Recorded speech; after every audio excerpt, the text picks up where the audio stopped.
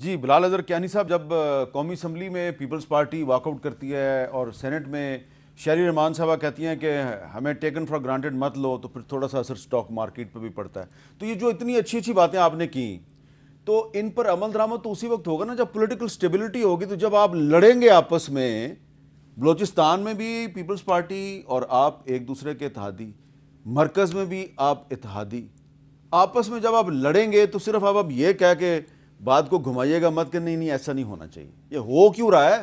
نہیں میر صاحب دیکھیے، میں تو یہی کہوں گا جی، دیکھیے آج اعظم تارڑ صاحب نے بھی فلور آف دا ہاؤس پہ بات کی، اور ہم یہی چاہ رہے ہیں کہ دیکھیے ایک ہمارا جماعتوں کا اتحاد اب کافی سالوں سے بہت میچورٹی سے چل رہا ہے. اپوزیشن کے دنوں میں بھی عدم اعتماد سے پہلے 2022 سے پہلے میچورٹی سے چل رہا تھا، لیکن اب امیچورٹی کون دکھا رہا ہے؟ دیکھیے اب، اور 2022 میں بھی لوگوں نے یہی کہا تھا، انہوں نے کہا تھا یہ نہیں چلے گا، مگر چلا. یہ حکومت میں بھی 18 ماہ میں جتنی بھی میں نے آپ کے سامنے، تو آپ کو یقین ہے کہ یہ پیپلز پارٹی کہیں نہیں جا رہی؟ نہیں انشاءاللہ جی. دیکھیے میرا خیال سے دونوں جماعتیں جمہوری جماعتیں ہیں، میچور لیڈرشپس ہیں، اور یقیناً گلے شکوے ہو سکتے ہیں، یہ بھی اتحاد کے اندر حصہ ہوتے ہیں. آپ کے ہر اپنی اپنی پولیٹیکل آئیڈینٹیٹیز بھی ہیں، اپنے اپنے پولیٹیکل پوائنٹس آف ویو بھی ہیں، اس طرح کے سوالات اور اعتراضات ہوتے ہیں. مگر ہماری جماعتوں میں دونوں میں the highest level leadership level, اور اس کے بعد بھی ہمارے ایسے سنجیدہ سینئر سیاستدان ہیں کہ انشاءاللہ وی will find a way forward. ہم جانتے ہیں کہ یہ اتحاد جو ہے آج اس حکومت کی ایک جو بنیاد بنا ہوا ہے، یہ اس کا تسلسل جو ہے اسی میں ملک کی بہتری ہے انشاءاللہ ول ریزالو. اچھا ڈاکٹر صاحب ذرا سنیں آج علی ظفر صاحب نے سینٹ میں کیا کہا ہے.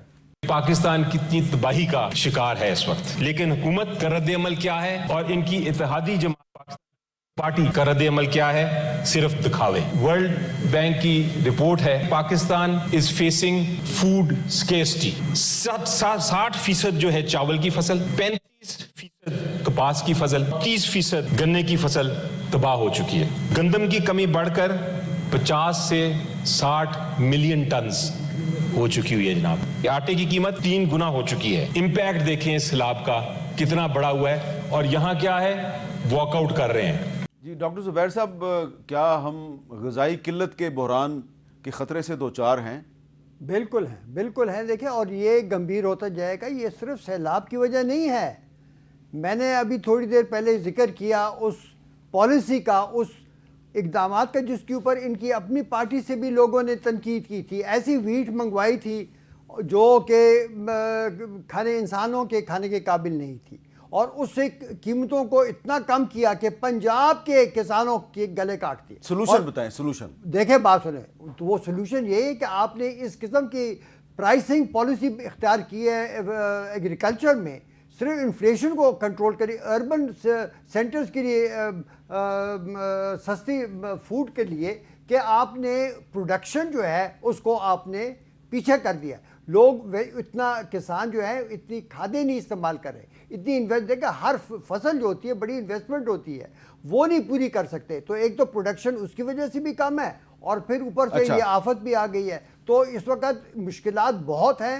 اور یہ دیکھیں، اور ساتھ ہی انہوں نے ہر وقت یہ ضلع کے لیول پر یہ موومنٹ کے اوپر ریسٹرکشن لگا دیتے ہیں، جو سب سے بڑا دشمن ہے کسان کا.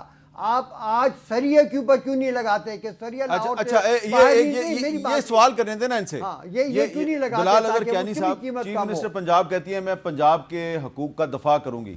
تو پنجاب کا جو کسان ہے وہ اتنا تنگ ہے، وہ اس کے حقوق کا دفاع کون کرے گا؟ نہیں دیکھیے میر صاحب، بالکل حقوق کا دفاع نہ صرف کرنا، ان کے ساتھ بیٹھ کے ان کے مسائل کا حل وفاقی اور صوبائی سطح دونوں پر کرنا ہمارا کام بھی، اور ہم کریں گے انشاءاللہ، اور کر رہے ہیں. تو دیکھیے یقیناً ابھی جو سیلاب کی وجہ سے مشکلات آئی ہیں اس کا بھی تدارک کریں گے، اور انشاءاللہ یقیناً جی ہم نے مل بیٹھ کے آن دا گراؤنڈ چیزیں سمجھ کری، ان کی مشاورت کے ساتھ ہی ہم پالیسی میکنگ کرتے ہیں، اور آگے بھی کریں گے انشاءاللہ. بہت بہت شکریہ بلال اظہر کیانی صاحب اور ڈاکٹر زبیر خان صاحب. آپ نے گفتگو 2 پوائنٹ آف ویو تھے. ڈاکٹر زبیر صاحب کا خیال تھا کہ حکومت کی جو اکنامک پالیسیز ہیں وہ اتنی اچھی نہیں ہیں اور حکومت کو اس کو امپروو کرنا چاہیے، اور بلال اظہر کیانی صاحب اسٹیٹ منسٹر فار فائنانس دفاع کر رہے تھے.